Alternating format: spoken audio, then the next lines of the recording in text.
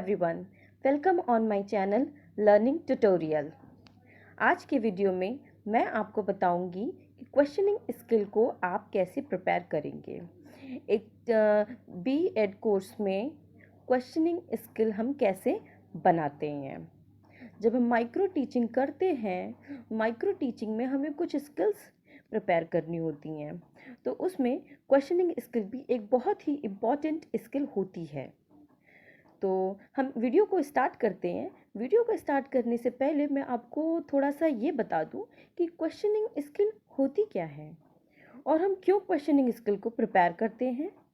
तो questioning skill जब एक टीचर लर्निंग टीचिंग की प्रोसेस में जाती हैं एंड क्लास में जब वो बच्चों को पढ़ाती हैं किसी टॉपिक को, तो वो अपनी स्किल को यूज़ करती है, जिससे टीचिंग लर्निंग की प्रोसेस और भी इफ़ेक्टिव बनती है। क्वेश्चनिंग स्किल का हम यूज़ करते हैं टीचिंग टॉपिक के दौरान। उसमें हम बच्चों से 3 से 4 कोई क्वेश्चन पूछते हैं, जिससे होता क्या है कि बच्चों के अंदर कुछ इंटरेस्ट आता है टॉपिक के लिए, मोटिवेशन आता है जब वो बच्चे आंसर दे लेते हैं, तो एंड उसके बाद कंसंट्रेशन भी आ जाता है बच्चों का। फिर हम उनका लेवल भी चेक करते हैं कि उनकी लर्निंग कितनी इफ़ेक्टिव चल रही है। उनकी लर्निंग की नॉलेज भी हम चेक कर लेते हैं, इसलिए हम क्वेश्चनिंग स्किल का यूज़ करते हैं। एंड चलिए वीडियो को अब स्टार्ट करते हैं कि क्वेश्चनिंग स्किल कैसे बनाते हैं।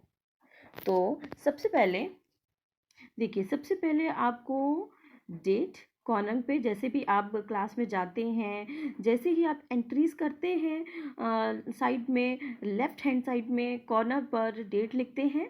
जो भी डेट होती है, सब्जेक्ट लिखते हैं, जो आप किस सब्जेक्ट की टीचर हैं वो लिखते हैं। देन राइट हैंड साइड के कॉर्नर पर आप लिखते हैं क्लास, आपकी कौन सी क्लास है, किस क्लास को आप पढ़ा रही हैं। पीरियड लिखते हैं, आपको कौन सा पीरियड है वो पीरियड लिखना है। ड्यूरेशन, माइक्रो टीचिंग स्किल की ड्यूरेशन 5 मिनट्स की होती है। सेंटर पे आपको टॉपिक लिखना है जो सबसे ज़्यादा ज़रूरी है। आप टॉपिक लिखेंगे जिससे बच्चे भी देखेंगे और उन्हें याद रहेगा कि वो कौन सा टॉपिक पढ़ रहे हैं। ये सबसे इम्पॉर्टेंट पॉइंट है, ये ध्यान रखिएगा आप।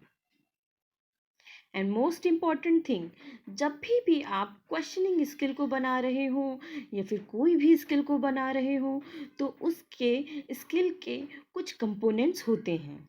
उन कंपोनेंट्स का ही ध्यान में रख के आपको क्वेश्चन और ये स्किल को प्रिपेयर करना होता है। क्वेश्चनिंग स्किल के कुछ कंपोनेंट्स हैं, जैसे स्पीड। आपकी टीचिंग की स्पीड कैसी है? स्पीड आपकी सही होनी चाहिए। बहुत ज़्यादा स्पीड आपकी फास्ट नहीं होनी चाहिए, जिससे बच्चों को समझ में कभी कभी नहीं आता है। कुछ बच्चे ऐसे होते हैं। सेकंड, आपकी वॉइस। आपकी वॉइस को ध्यान में रख के क्वेश्चन पूछना है कि अगर आप बच्चों के कितने डिस्टेंस में हैं, पास में हैं बच्चों के, अगर आप क्वेश्चन पूछ रहे हैं तो आपको अपनी वॉइस को थोड़ा सा कम रखना है और आपकी वॉइस को उस टाइम बहुत ज़्यादा तेज़ भी नहीं रखनी है, जिससे बच्चों को प्रॉब्लम हो, इरिटेशन हो। एंड आप अगर ज़्यादा दूर खड़े हैं बच्चों से, तो आप कम धीमी वॉइस में, धीमी आवाज़ में आप क्वेश्चन को अगर पूछेंगे तो बच्चों को, कुछ बच्चों को जो बैक सीट पे बैठे होते हैं उन्हें नहीं सुनाई देगा। थर्ड, हम आते हैं फ्लुएंसी। आपकी फ्लुएंसी कैसी होनी चाहिए, इसका भी आपको ध्यान रखना है। फोर्थ मोस्ट इम्पॉर्टेंट कंपोनेंट होता है पार्टिसिपेशन ऑफ स्टूडेंट। आपको बहुत ज़्यादा ध्यान रखना है कि जब भी आप बच्चों से क्वेश्चन पूछ रहे होते हैं, तो आपको देखना होता है कि सभी बच्चे पार्टिसिपेट कर रहे हैं, कंसंट्रेशन कर रहे हैं, सभी बच्चे क्वेश्चन को पूछ रहे हो और उनका आंसर सही से दे रहे हो। सभी बच्चों का बराबर से पार्टिसिपेशन होना चाहिए। पांचवा, पॉज। आपको पॉज भी लेना है। जब भी आप बच्चों से क्वेश्चंस पूछ रहे हो तो आप लगातार क्वेश्चन ना पूछें, बीच में पॉज लेंगे तो उससे लर्निंग इफेक्टिव होगी। सिक्स्थ है रिपीटेशन ऑफ क्वेश्चन। आपको क्वेश्चन को रिपीट करना है। कभी कभी ऐसा होता है कि कुछ बच्चे एक बार में ध्यान से क्वेश्चन को सुन नहीं पाते हैं तो आंसर नहीं कर पाते हैं। इसलिए बेटर ये होगा कि आप क्वेश्चन को यानी कि एक टीचर जो क्वेश्चन कर रही होती हैं वो उस क्वेश्चन को रिपीट कर लें। सातवां कंपोनेंट रिपीटेशन ऑफ आंसर। अगर एक टीचर आंसर को रिपीट करती है तो वो ज़्यादा बेटर होता है। आप ध्यान रखना कि अगर एक टीचर भी ध्यान रखे कि वो बच्चों को जब आंसर बता रही हो तो सारे बच्चों को वो आंसर समझ में आया हो।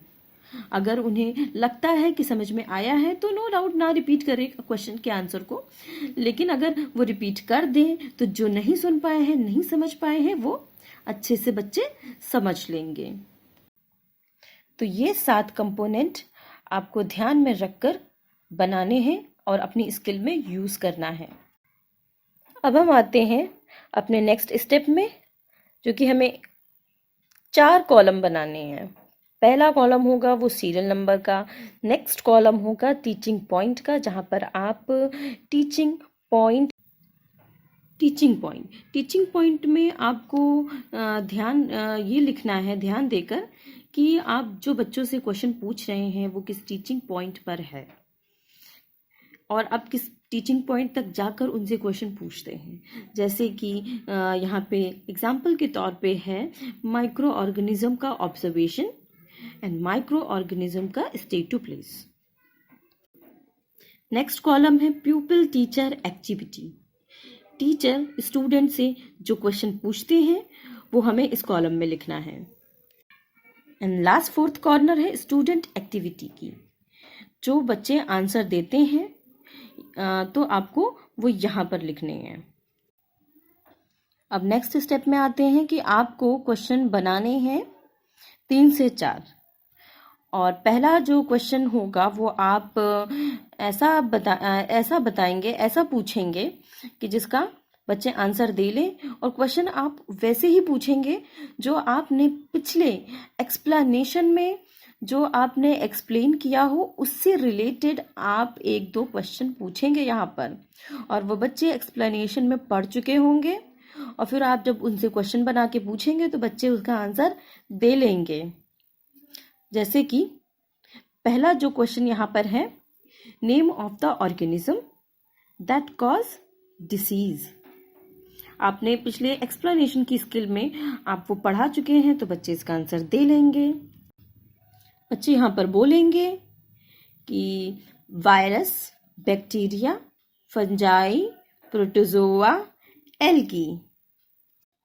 फिर आप नेक्स्ट क्वेश्चन पूछेंगे नेम एनी वायरल डिसीज। ये भी आप पढ़ा चुके होंगे पिछले एक्सप्लेनेशन में, इसलिए आप ऐसा बना के क्वेश्चन पूछेंगे। बच्चे इस क्वेश्चन का भी आंसर दे लेंगे, कोल्ड एंड कफ। अब आपने यहाँ पे 2 क्वेश्चन ऐसे पूछ लिए हैं जिनका बच्चे आंसर दे लेंगे। बच्चों को यहाँ पर कॉन्फिडेंस भी आएगा, मोटिवेशन भी आएगा, और इससे टीचर चेक भी कर लेगी कि बच्चों का अटेंशन कितना है और बच्चों की लर्निंग की लेवल कैसा चल रहा है। ठीक है, तो नेक्स्ट क्वेश्चन जब आप पूछेंगे, जैसे कि मैंने यहाँ पे लिखा हुआ है बच्चे का question, how to observe fungus. Next question जो पूछेंगे ये प्रॉब्लमेटिक होना चाहिए। आप सारे क्वेश्चनिंग स्किल में ऐसे नहीं पूछ सकते जिसका बच्चे आंसर दे लेंगे।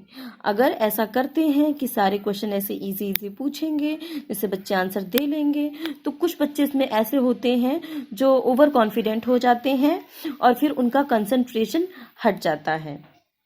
इसलिए 1-2 क्वेश्चन ऐसे भी पूछने हैं जो प्रॉब्लमेटिक हो, जिससे उनका लर्निंग कंसंट्रेशन मेंटेन रहे। जैसे कि 3rd क्वेश्चन है हाउ टू ऑब्जर्व फंगस। यह अपने एक्सप्लेनेशन स्किल में पिछले पढ़ाया ही नहीं होगा तो ये प्रॉब्लमेटिक हो जाएगा, बच्चे इसका आंसर दे नहीं पाएंगे, तो इसका आंसर एक टीचर को देना होगा। तो आप यहाँ पर उसका एक्सप्लेनेशन यहाँ लिखेंगे, उनका एक्सप्लेनेशन आप देंगे कि फंगस को ऑब्जर्व कैसे करते हैं। तो एक्सप्लेनेशन देंगे, during rainy season moist bread gate spoiled and its surface gets covered with grayish white patches. आपने समझा दिया इस क्वेश्चन को, बच्चे समझ लेंगे। ठीक है, तो नेक्स्ट क्वेश्चन पे हम आते हैं। Next question, how long micro organisms survive range. Micro organism की सर्वाइव रेंज कहाँ तक होती है? तो ये भी क्वेश्चन जो है ये एक प्रॉब्लमेटिक भी क्वेश्चन बन जाता है, इसका भी बच्चे आंसर नहीं दे पाएंगे। तो इसका भी आप जब एक्सप्लेन करेंगे बच्चों को कंसंट्रेशन होगा। एक्सप्लेनेशन में आप यहाँ लिखेंगे, they can survive under all types of environment ranging ice, cold climate to hot springs and desert to marshy lands. Ice, cold, hot, spring season, ये सभी टाइप्स में ऑर्गेनिज्म सरवाइव कर लेते हैं। आपने ये क्वेश्चन का एक्सप्लेनेशन दे दिया, इससे बच्चों का आपने चेक भी कर लिया कि उनका कंसंट्रेशन कैसा है और कॉन्फिडेंस भी उनका मेंटेन रहा और स्टडी का फोकस भी बन जाता है। तो ये रही आपकी आज की क्वेश्चनिंग स्किल। आप क्वेश्चनिंग स्किल का फॉर्मेट या सैंपल ऐसे ही बनाएंगे और ये बेटर रहेगी। ठीक है, एंड आई होप आपको ये आज की क्वेश्चनिंग स्किल समझ में आई होगी और आपके यूज़फुल भी रही होगी।